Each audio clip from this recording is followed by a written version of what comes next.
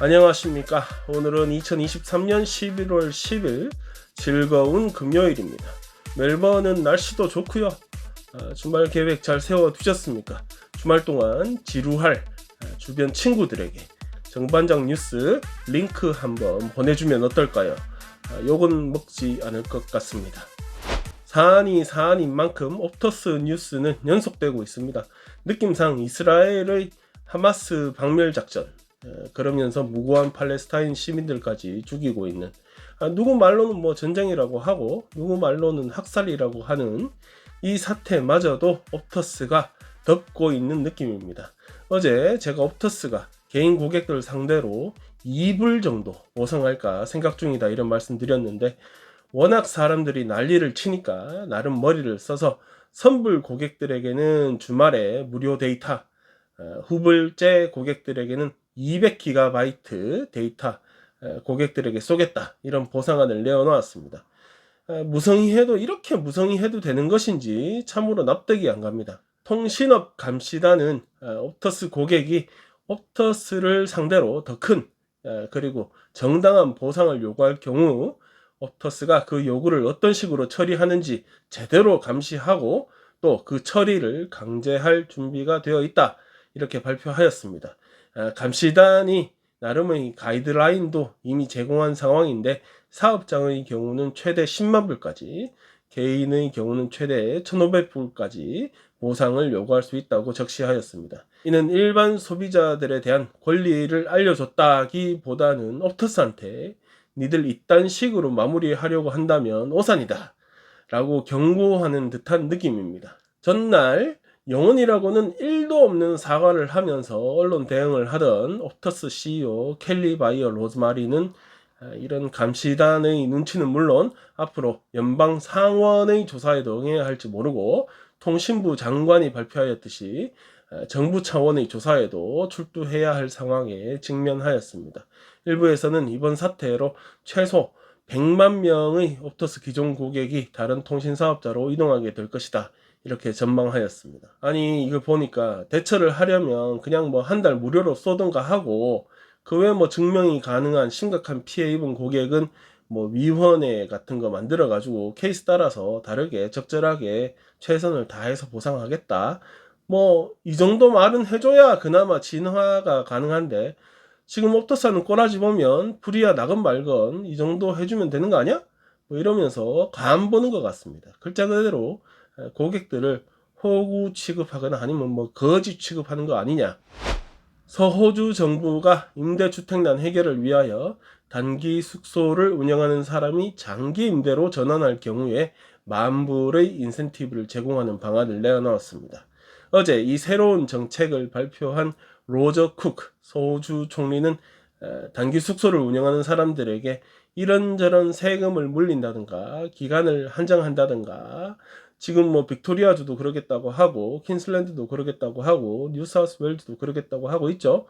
이런저런 뭐 세금 물리고 기간 한정하고 하는 것은 개인 재산권을 정부가 강제로 축소하는 것이기도 하고, 또 단기 숙소로 인해 그 지역에 방문객이 많아짐으로 지역 경제 활성화에도 도움이 되는 장점이 분명히 있는데, 다른 주정부가 하는 강압적 정책보다는 이렇게 인센티브 제공해서 균형을 맞춘 정책, 그런 정책이 될 것이다 이렇게 설명을 하였습니다.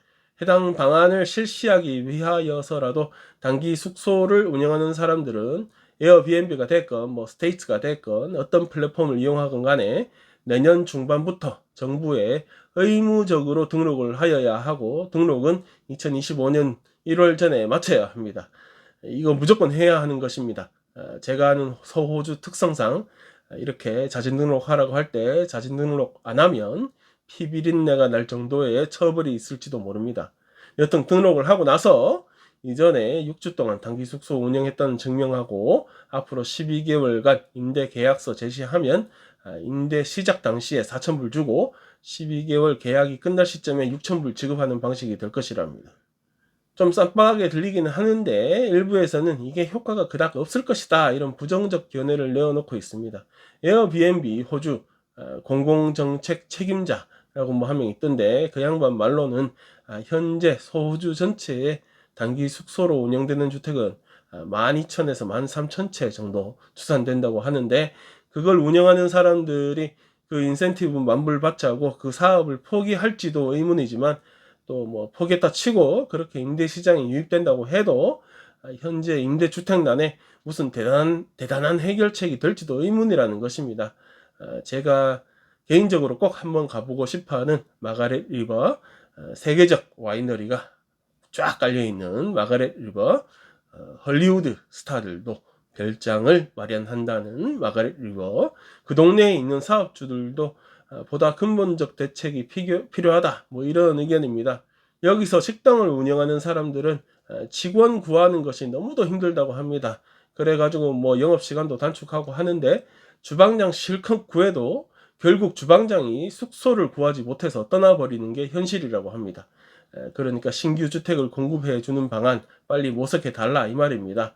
이 사람들이 하는 얘기는 막말로 이번 인센티브 제도가 시작한다, 그리고 단기 숙소가 장기 임대로 바뀌고 그렇게 직원들에게 숙소로 공급되고, 그러면 단기 숙소가 줄어든 만큼 그 지역 방문하는 방문객들이 줄어든다는 말이 되는 거니까, 그러면 구해놓은 직원이 그닥 필요 없는 상황이 될 것이고, 그러면 또 나갈 것이고, 그러면 세입자 확보가 어려운 건물주들은 다시 단기 숙소로 전환하게 되고, 그러면 직원은 또 숙소를 못 가, 뭐 이런 식으로 하여튼 도돌이표처럼 계속 돌아가면 결국 뭐 단기가 됐건 장기가 됐건 임대료만 계속 상승하게 될 수 있어서, 글자 그대로 직원이고 여행객이고 아무도 못 오는 상황까지 갈 수도 있다는 걱정입니다. 제 생각에는 저렴한 가격으로 편하게 이용할 수 있는 숙소, 여행객들을 위한 숙소를 다량 공급해주면 좋겠다, 뭐 이런 생각이 듭니다. 이거는 뭐 따로 큰 정책이 필요한 것도 아니고 대지가 엄청나게 필요한 것도 아니고, 저렴한 숙소를 여행객들에게 제공해 줌으로써 단기 숙소와의 경쟁을 붙여주고, 그러면서 단기 숙소를 임대 시장으로 끌어내 주는 것이 일단 요 몇 년 안으로 계속될 것이라는 임대 시장에 대한 해법, 그러니까 단기 방안으로 괜찮지 않을까, 그렇게 생각합니다. 그리고 도심 지역에 있는 사무실 건물들, 뭐 이런 거 호텔이든 모텔이든 여행객들을 위한 시설로 전환하면 좋지 않을까.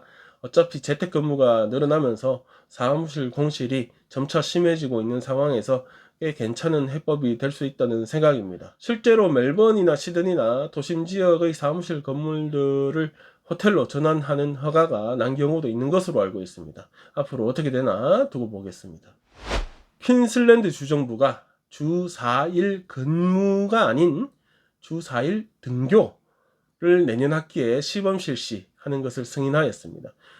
올 학기에도 일부 학교에 대해서는 일시적으로 시범 실시를 해보았다는데, 이번에 퀸슬랜드 교육부가 그 범위를 전체로 확대하여 가지고 시범 실시할 수 있도록 허가를 해주는 것입니다. 강제로 실시하는 것이 아니고 한번 해보려면 해봐도 된다, 이런 겁니다. 퀸슬랜드 교육부 장관 그레이스 이분은 성하고 이름이 같습니다. 그레이스 참 은혜로운 이름이네요. 그레이스는 이번 시범 실시를 통하여서 이 제도에 대한 면밀한 분석이 이루어질 수 있을 것이라 기대감을 나타내었습니다. 어제 주정부가 각급 학교에 보낸 안내문에는 주 4일 등교를 하되 등하교 시간을 신축적으로 운영하고 학생들이 교과 과목을 선택함에 있어서도 신축성을 주게 하는 등 글자 그대로 신축성이라는 단어 하나가 크게 들어간 그런 교육 제도를 수립하겠다는 의도가 드러납니다.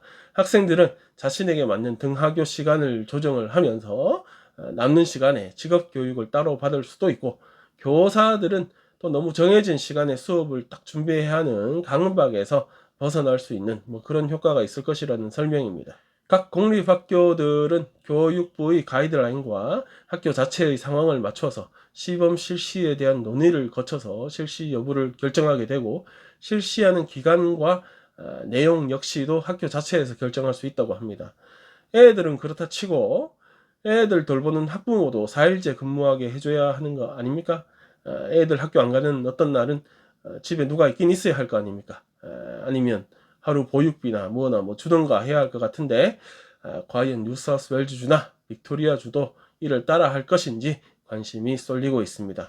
호주 4대 은행 중의 하나인 NAB, 내셔널뱅크가 금리가 올라가고 물가가 올라가는 상황에서도 지난 회계 연도에 7.7 빌리언 달러, 77억 불 현금 수입 올렸다고 보고하였습니다. 그전 회계 연도 수입에 비해서 8.8%나 증가한 것입니다. NAB 대빵 로스 매기와는 지난 한 해 동안 은행 운영의 기본을 지킨 덕에 어려운 상황에서도 괜찮은 수입을 올린 것이다 라고 하면서 고객들이 다른 금리 상품 찾아서 NAB 떠나기도 하면서 다소 어려움도 있었는데 주택 대출 시장에서 나름 이익을 적게 보면서도 더 많은 고객을 확보함으로 좋은 결과를 내었다, 이렇게 설명하기도 하였습니다. 그러면서 앞으로의 상황은 더 안 좋아질 것인데 그만큼 준비를 하고 있다, 이런 말도 하였습니다. 욕먹을 상황에 미리 준비를 하는 것 같은데 앞으로는 대출 상환이 어려운 고객들을 상대로 보다 적극적인 도움을 제공하겠다, 이런 약속도 하였습니다. 이럴 때일수록 이런 은행들, 역대급 이익을 본 은행들 연말에 크리스마스 파티 어떻게 하나 지켜봐야 합니다. 또 역대급 시설에서 역대급 돈을 사가면서 역대급 파티를 한다, 이런 거 신문에 한번 나면 적어도 한 달 동안 욕은 바가지로 먹게 됩니다. 물론 한 달 지나면 다 까먹고 없어지기는 합니다. 한편 지난 화요일 기준금리가 0.25% 올라가서 4.35%가 되었죠. NAB는 바로 그 다음날 이를 반영한다고 발표한 바가 있습니다. 은행의 고유 업무가 무엇인지, 그들의 사업 목표가 무엇인지 뭔가 그럴듯한 말로 정해져 있을 것 같긴 한데 제가 봐서는 그냥 누가 더 잘 짜먹나, 더 잘 쥐어 짜먹나 시합하는 것 같습니다. 네, 오늘 준비한 소식은 여기까지입니다. 주말 동안 뭐 하십니까? 주말 잘 보내는 법 혹시 팁이 있는 분들은 댓글로 남겨주십시오. 제가 읽어보고 저도 어지간하면 따라해 보겠습니다. 저는 다음 주에 뵙겠습니다.